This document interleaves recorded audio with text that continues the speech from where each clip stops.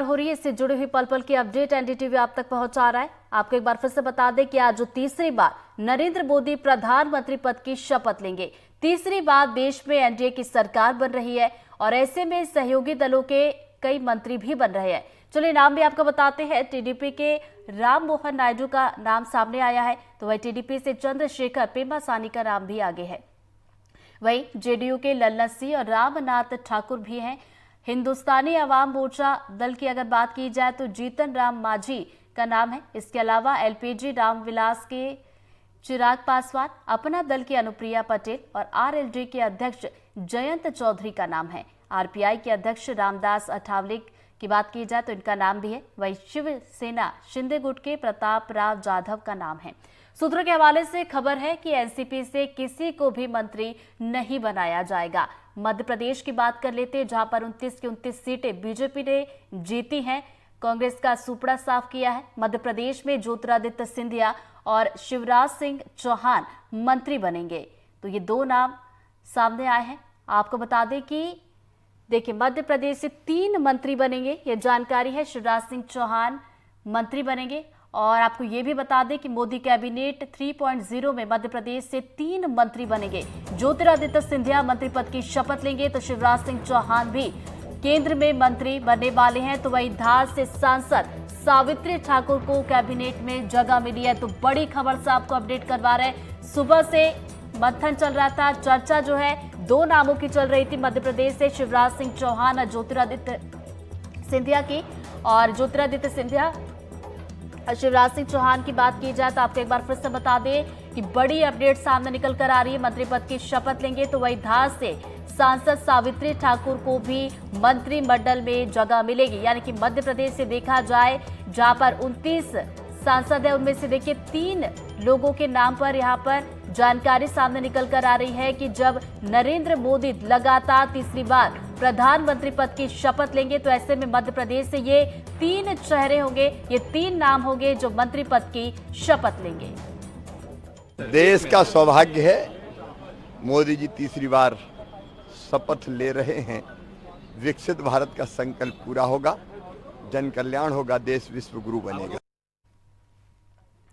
और चलिए इसी खबर पर ज्यादा अपडेट के साथ हमारे सहयोगी अमृतांशी हमारे साथ जुड़ गई है। सीधा हम रुख करेंगे। अमृतांशी, जैसा कि हम चर्चा भी कर रहे थे, 2 नामों पर मुहर लगी है और तीसरा जो नाम है वो महिला सांसद सावित्री ठाकुर।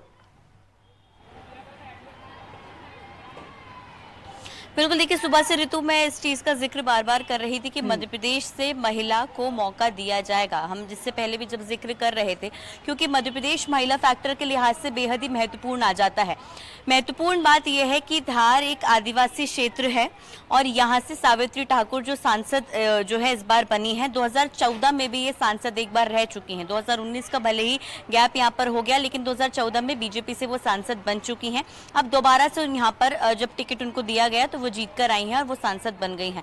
ज्योतिरादित्य सिंधिया और शिवराज सिंह चौहान का नाम पूरी तरह से तय माना जा रहा है। आज मंत्रिमंडल जो है जब शपथ लेगा तो उसमें ज्योतिरादित्य सिंधिया और शिवराज सिंह चौहान का नाम जो है वो तय है। लेकिन इसके अलावा अब ये माना जा रहा है कि सावित्री ठाकुर, क्योंकि वो प्रधानमंत्री आवास पर चाय पर चर्चा करने के लिए जो है वो पहुंच रही हैं, तो ये माना जा रहा है कि उनका नाम भी शामिल हो सकता है। जाहिर तौर पर सावित्री ठाकुर को शामिल करना मंत्रिमंडल में एक बहुत ही ज़्यादा हम कह सकते हैं कि मास्टर स्ट्रोक टाइप की चीज़ मध्य प्रदेश के लिए है। क्योंकि पहला तो वो एक महिला सांसद है, महिला सांसद को बतौर मौका देना मध्य प्रदेश से, क्योंकि 29 की 29 सीटें मध्य प्रदेश में बीजेपी जीती है। इसके अलावा महिला फैक्टर यहाँ पर विधानसभा से लेकर लोकसभा तक काफ़ी ज़्यादा हावी भी रहा है। इसके बाद सावित्री ठाकुर क्योंकि एक आदिवासी क्षेत्र से आती हैं, एक जो है वो अच्छी नेत्री भी मानी जाती हैं, अच्छा खासा अनुभव भी उनका है।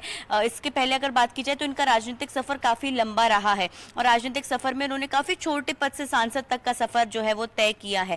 तो कहीं ना कहीं जो है वो उनका राजनीतिक सफर भी महत्वपूर्ण हो जाता है। तो अगर आज शपथ जो है 3 जो है चेहरे लेते हैं तो उसमें ज्योतिरादित्य सिंधिया, शिवराज सिंह चौहान और सावित्री ठाकुर का नाम लगभग शामिल रहने वाला है। ज्योतिरादित्य सिंधिया की राजनीति की अगर बात करें तो जब वो बीजेपी में जब से शामिल हुए हैं तो जाहिर तौर पर बीजेपी को जो बल मिला है, उसके बाद मध्य प्रदेश में जो बदलाव हुए थे, उसके बाद ज्योतिरादित्य सिंधिया केंद्रीय मंत्री, नागरिक उड्डयन मंत्री भी रहे। शिवराज सिंह चौहान की अगर बात करें, लंबा राजनीतिक अनुभव, सबसे ज्यादा समय तक मध्य प्रदेश में मुख्यमंत्री रहने वाले नेता हैं वो अनुभव अच्छा खासा रहा है, जमीन से जुड़े नेता माने जाते हैं, जन नेता माने जाते हैं, तो मंत्रिमंडल में इनका चेहरा जो है वो लाना कहीं ना कहीं बीजेपी के लिए बहुत ज्यादा फायदेमंद रहेगा ही, क्योंकि अनुभवी हैं, विभागों का अनुभव भी बेहतर तरीके से है और जनता से कैसे कनेक्ट करना है वो बेहतर तरीके से जानते हैं। इसके अलावा इस बार सिंधिया ने भी जो है वो काफी अच्छा चुनाव लड़ा था, जनता के साथ कनेक्शन के साथ चुनाव लड़ा था। सावित्री ठाकुर भी एक अच्छी लीड से जीत कर आई है, महिला हो जाती है तो एक रिप्रेजेंटेशन मोदी मंत्रिमंडल में मध्य प्रदेश और बतौर महिला होने सांसद होने के नाते काफी ज्यादा बढ़ जाता है, तो भार यहाँ पर भी हो जाता है। हालांकि फिलहाल अभी 3 जो है वो मंत्री अगर शपथ लेते हैं, जाहिर तौर पर हम एक तरीके से कह सकते हैं कि 29 की 29 सीट क्योंकि बीजेपी ने जिताई है, हो सकता है कि आने वाले समय में और भी पद मंत्री पद जो है वो मध्य प्रदेश की झोली में आए या फिर राज्य मंत्री के जो पद है वो मध्य प्रदेश की झोली में आए, लेकिन कहीं ना कहीं ये महत्वपूर्ण माना जा रहा है। तीनों ही जो नाम है वो बहुत ही समझदारी के साथ सोच समझकर यहाँ पर जो है वो मोदी के मंत्रिमंडल में शामिल किए जा रहे हैं और खासतौर पर जो सावित्री ठाकुर का नाम है, अगर वो मंत्री बनती हैं तो वो एक मास्टर स्ट्रोक होगा। जी अमृतांशी, एक सवाल ये भी था, जिस तरीके से हमने देखे उत्तर प्रदेश और राजस्थान में देखा कि सीटें कम हुई है इस बार बीजेपी की, तो हिस्सेदारी भी जाहिर सी बात है यही चर्चा है कि कम होगी। मध्य प्रदेश की बात की जाए तो देखिए 29 की 29 सीटें जीती है, हाल फिलहाल में तो 3 नाम है, लेकिन आगे क्या लग रहा है कि हिस्सेदारी बढ़ सकती है? बिल्कुल, पिछली बार भी जब 2019 में जो है मध्य प्रदेश ने 28 सीटों पर परफॉर्मेंस अपनी दी थी और उसके पहले 2014 में 27 सीटों पर परफॉर्मेंस थी, तब भी मध्य प्रदेश से करीबन आप सोचिएगा 6 मंत्री दिए गए थे। पिछली बार की अगर बात करें तो नरेंद्र सिंह तोमर, प्रहलाद पटेल, इसके अलावा वीरेंद्र खटीन, फग्गन सिंह कुलस्ते, जो 2 सांसद रहे थे थावरचंद गहलोत और धर्मेंद्र प्रधान, उन दोनों को भी यहाँ पर क्योंकि उनके सांसद यहाँ से थे तो उनको भी मंत्री बनाया गया था। इसके अलावा अगर बात करें तो यहाँ पर इस बार तो देखिए 29 की 29 सीटें मध्य प्रदेश में बीजेपी जीती है और जाहिर तौर पर क्योंकि अब जो है प्रतिनिधित्व मध्य प्रदेश का बड़ा है संसद में और प्रॉपर 29 सीटें जीतना जो कि एक हिंदी पट्टी का राज्य है, जो कि जाहिर तौर पर भले ही बीजेपी का जो क्लियर मैंडेट रहा है उसमें मध्य प्रदेश का बहुत बड़ा योगदान इसलिए माना भी जा रहा है। इसलिए वजह जो है हम कह सकते हैं कि 3 जो है अभी मंत्री पद दिए जा रहे हैं, लगभग 2 का तो पूरी तरह से तय है बनना। यहाँ पर सावित्री ठाकुर को भी कॉल गया है, हालांकि उन्होंने कोई भी सवालों का जवाब देने से अभी मना कर दिया है, लेकिन अगर वो प्रधानमंत्री आवास पर पहुंच रही तो हो सकता है कि उनको कॉल गया हो और वो भी मंत्री पद की शपथ ले रही हो। लेकिन आने वाले दिनों में हो सकता है जब और भी ज्यादा विस्तार होगा मंत्रिमंडल का तो इसके अलावा भी और कोई नाम देखने को मिले, कई ऐसे नाम जो कि पहली बार के चेहरे हैं, कई ऐसे नाम जो कि चौंका सकते हैं, क्योंकि बीजेपी अपने चौंकाने वाली राजनीति में लगभग माहिर रही है। जी अमृतांशी, जो 3 नाम सामने निकल कर आए हैं इसमें अगर समीकरण समझने की कोशिश की जाए तो किस तरीके का समीकरण बिठाने की कोशिश की गई है? देखिए, ज्योतिरादित्य सिंधिया जब बीजेपी में शामिल हुए थे तो उसके पहले यहाँ पर कांग्रेस की सरकार थी। जाहिर तौर पर उनका कांग्रेस पार्टी से जो भी नाराजगी रही हो, जो भी चीजें रही हो, उसके बाद कहीं ना कहीं जब वो बीजेपी में शामिल हुए तो बीजेपी कामयाब रही दोबारा से यहाँ पर सत्ता में लौटने में।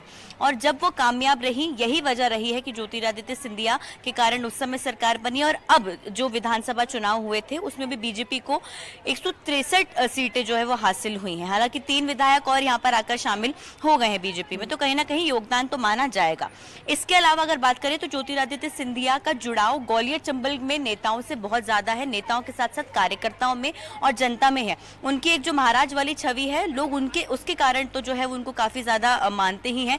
लेकिन जो पिछले समय में उनकी पर्सनैलिटी में जो है वो बदलाव देखने को मिला है कि वो और भी ज्यादा जमीन से जुड़ गए हैं। इस बार चुनाव भी बहुत अच्छे ढंग से लड़ा है, अच्छे खासे लीड से जीत कर आए हैं, तो कहीं ना कहीं बीजेपी के लिए एक बड़ा चेहरा है और एक बड़ा चेहरा होने के साथ साथ अब एक जन नेता के रूप में पूरी तरह से उभर भी चुके हैं। तो बीजेपी उनको यहाँ पर पूरी तरह से उनके चेहरे को बनाने की कोशिश करेगी और जगह भी दी है। शिवराज सिंह चौहान 8 लाख की लीड से जीते हैं, सबसे कद्दावर नेताओं में से एक मध्य प्रदेश के हैं। केंद्र की राजनीति के साथ साथ मध्य प्रदेश की राजनीति का बेहतर तरीके से अनुभव है, संगठन का बहुत अच्छा अनुभव है।